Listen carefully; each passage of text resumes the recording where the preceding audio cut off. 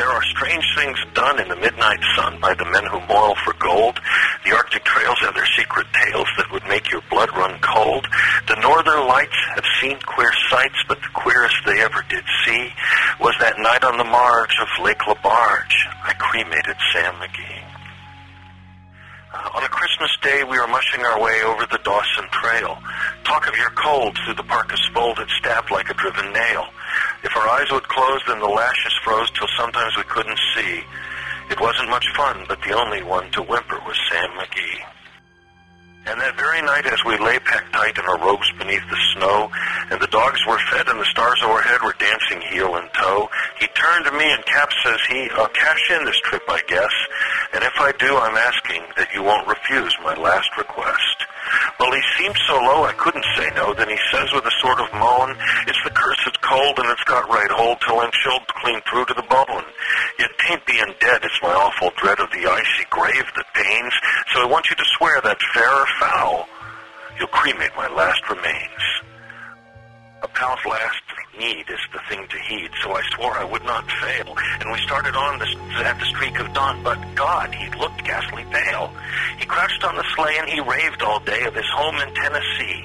And before nightfall, a corpse was all that was left of Sam McGee. I came to the marge of Lake LaBarge, and a derelict there lay. It was jammed in the ice, but I saw in a trice it was called the Alice May.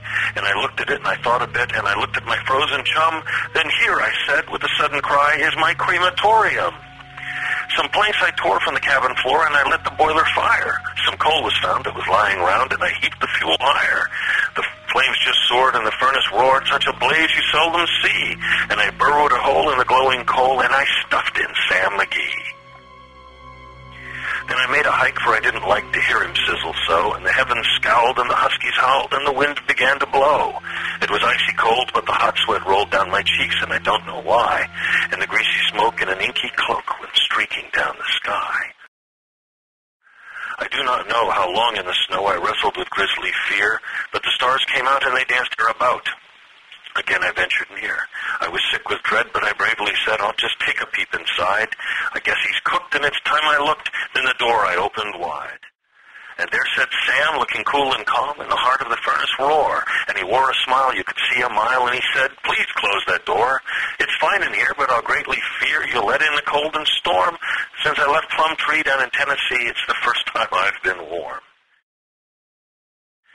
There are strange things done in the midnight sun by the men who moil for gold. The Arctic trails have their secret tales that would make your blood run cold. The northern lights have seen queer sights, but the queerest they ever did see was that night on the marge of Lake LaBarge I cremated